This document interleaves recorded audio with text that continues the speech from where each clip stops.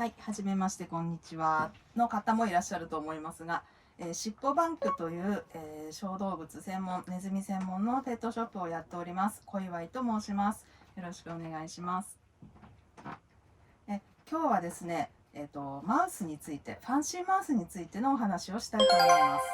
まずは、ファンシーマウスって一体どういう生き物なんでしょうか。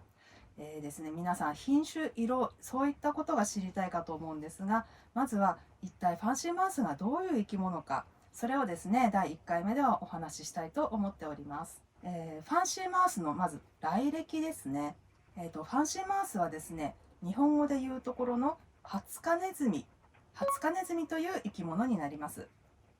世界中にはですね、ハツカネズミの仲間たくさんおります。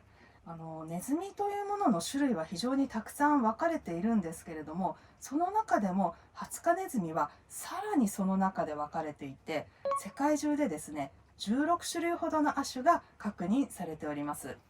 その中にはですね、私たちが飼っているファンシーマウス、あとはですねパンダマウスって言われるものもありまして、こちらはですねこのファンシーマウスとは違う亜種になります。紀元前の中国ですね、時代的には州と言われるような時代です。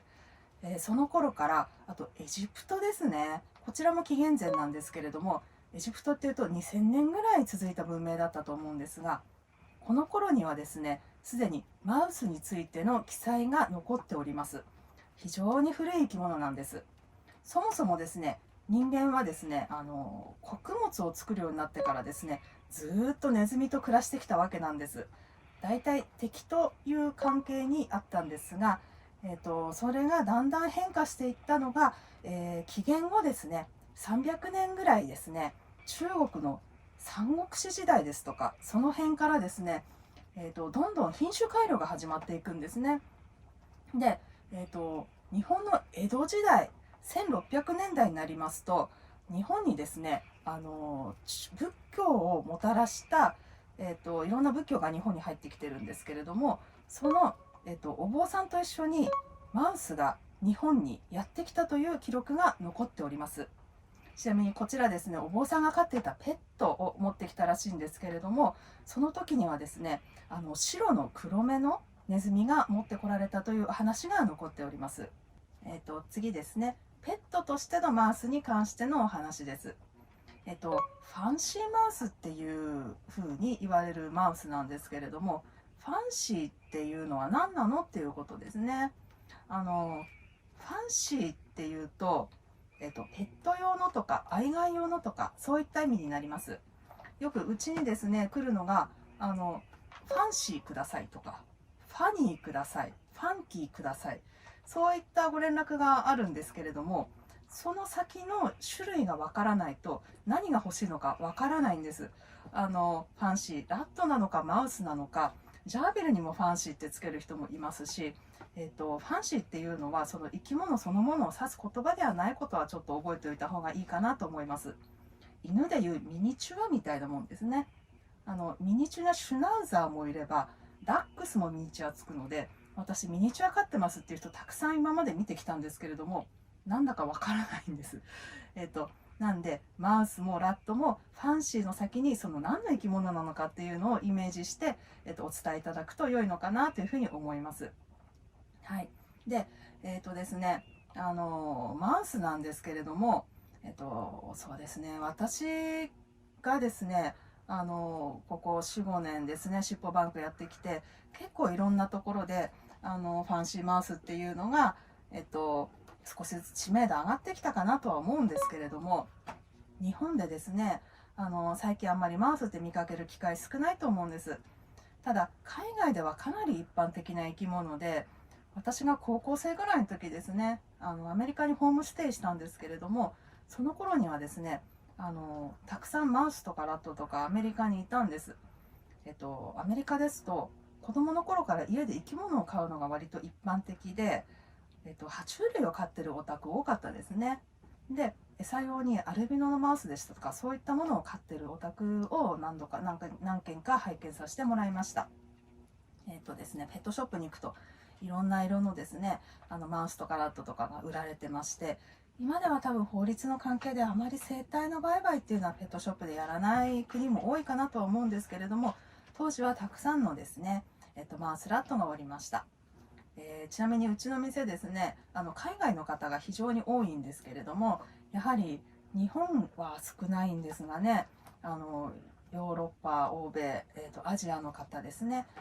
ペットとしてマウスやラットを飼育するのが一般的な国はとても多いです。はい。その次ですね、日本人とマウスについてお話ししたいと思います。ですね、日本人とマウスの関係っていうのは実は非常に古くてですね、江戸時代にですね、チンガン育て草っていうですね、ネズミに関する本が出版されていたほどです。その頃ですね、あの、えっと、そのチンガン育て草っていうのに書いてあるマウス、ラット、ネズミはたくさんいるんですけれども、そこに書いてあるネズミが果たしてマウスなのかラットなのかっていうのは実際ちょっと分かりづらい部分が多いんです。ただ、絵を見たりですね、その特徴を見ていると、あ、これはラットだな、あ、これはマウスだなって思えるものもたくさんあります。そこのチンガン育て草の中に豆淵っていう風に書かれていた小さいネズミがいるんですけれども、そちらがですね、小さくて、白黒のですねブチのネズミなんですが、それが今のパンダマウスという風に日本に流通しているネズミになります。こちらですね、江戸時代には非常に流行ったんですよ、ネズミの飼育が。いろんな種類が出まして、品種改良なんかもしてたんですね。交配に関する勉強もしてました、日本人。非常にまめなですね、日本人だったんですけれども、その後ですね、飼育が途絶えてしまうようなんですね、日本で。で、結構後になってから海外から輸入されてきた小さいネズミが遺伝子調べてみたら日本由来のネズミだったっていうことで逆輸入されてきたような生き物ですね、パンダマウスというのが。今飼育されているパンダマウスは全部、日本のネズミになります。で、今ここにいるのはファンシーマウスと呼ばれるもので、ヨーロッパのネズミを、ペットとしていろんな色、いろんな毛質に、人間が品種改良してきたものになるので、厳密な意味でのパンダマウスとは別のものなんですね。ただ、ブチのものをパンダというか牛とかっていう日本人が多いせいで、市販されているパンダマウスもこのファンシーマウスのブチのもの、白黒ブチのものが売られているケースも結構あるようです。ただ本来のパンダマウスっていうのはこのマウスではなくて日本由来の小さいネズミの方なのは、ちょっと覚えておいてもいいかなというふうに思います。はい、で最後にですね、私は何者なんでしょうということなんですけれども、30年近くずっとネズミを飼ってきてるんですね。そうですね、中学2年生ぐらいの時に初めて出会って、でそこからですねハムスターを飼い始めたんですけれども、その後ですねアメリカのホームステイでラットマウスに会いまして、高校生ぐらいの時にはもうですね3桁ぐらいいろんな飼育してたんです、ネズミを。遺伝子が好きでですね、まず当時はですね、何が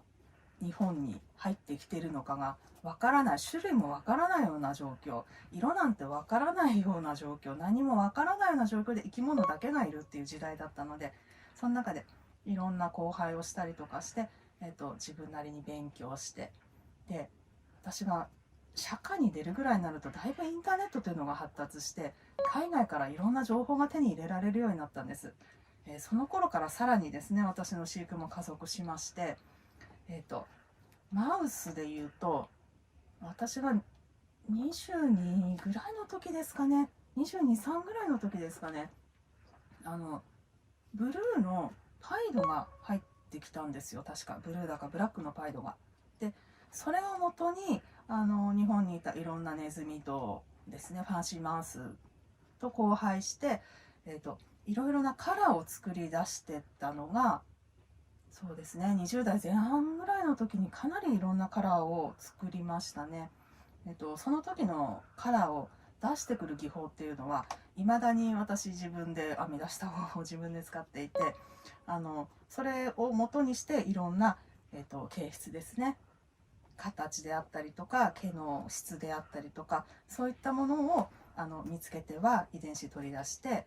飼育しているような、増やしているような感じのことをやっています。そうですね、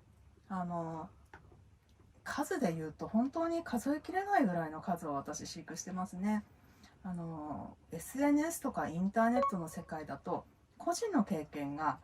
すなわちイコールそれが全てであるというような表現がされて、でこれが正しい、これが正しくない、いい悪い、そういったようなですねお話が非常に多いんですけれども、個人の経験っていうのは個人の経験に過ぎないと思うんですね。私もそうなんですけれども、例えばなんですけれども、学校の先生がですね、1クラス持ちます。新任で、30人ぐらいの生徒ですね見ます。はい、30の経験をして、それで私は一人前ですって言ってるような感じの、インターネットの話って非常に多いんですよね。ただ30人しか持ってない、1クラスしか持っていない人が、私は小学生が分かる、もしくは子供が全部分かる、私の言うことは正しいなんて言うと、普通の人だったらいやどうかなと思う方も多いと思うんですけど、それが動物の世界だとイコール正しいっていうふうに考えてしまう人が非常に多いんですね。30人しか見ていない新任の先生も、例えば別の学年を見たりとか、だんだん10年20年ってやっていくとたくさんの生徒を見るようになると思うんですけれども、その頃にはですねもう何百人何千人っていう生徒を見てくるというふうになると思うんです。そうですね、例えば10年ぐらい600、そうですね、1クラスが3クラスあるとして30人だとしたら、100人ぐらい見ると、だいたい1学年の数、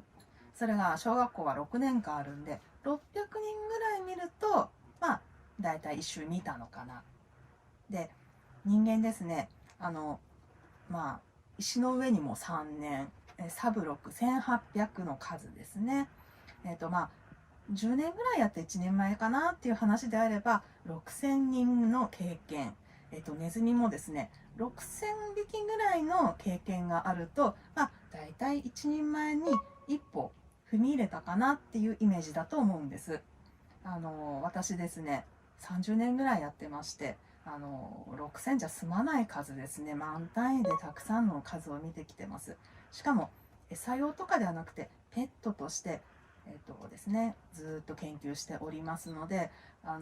餌の世界とかですね実験動物の世界の方の見方とは多分違った見方でですね、マウス、ラット、ハムスターなどなどですねずっと付き合ってきております。ですね、そういった私の、これも個人の経験なんですが、それに基づいた形でお話しさせていただこうと今後思っているんですけれども、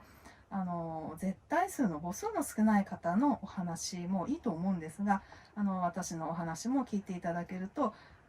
いろんなことの経験をしておりますので非常に参考になるんじゃないかなと思います。ぜひですね今後もお付き合いいただけると嬉しいです。今後ですね動画でですね、配信していきたいことなんですけれども、マウスですと、まず毛質ですね、毛質、サテンの有無、次ですね毛のあるかないか、無毛かどうか、あとですね毛の長さですね、長い短い、あとですねいろんな縮れのタイプがあるんですけれども、その縮れのタイプ種類、その後ですね耳のタイプですね、耳が3パターン実はあります。はい、その後やっとですね色に関してですねお話ししていこうかなというふうに思ってます。色について知りたい方はたくさんいらっしゃると思うんですが、色についてですねご紹介していこうと思ってます。あとその他もろもろですね、毛がじゃない、尾っぽがないものとかもありますので、あと目ですね、目の色が違うものですね、目も3、4パターンありますので、その辺ですねご紹介していけたらと思います。チャンネル登録ですねしていただけると嬉しいです。よろしくお願いします。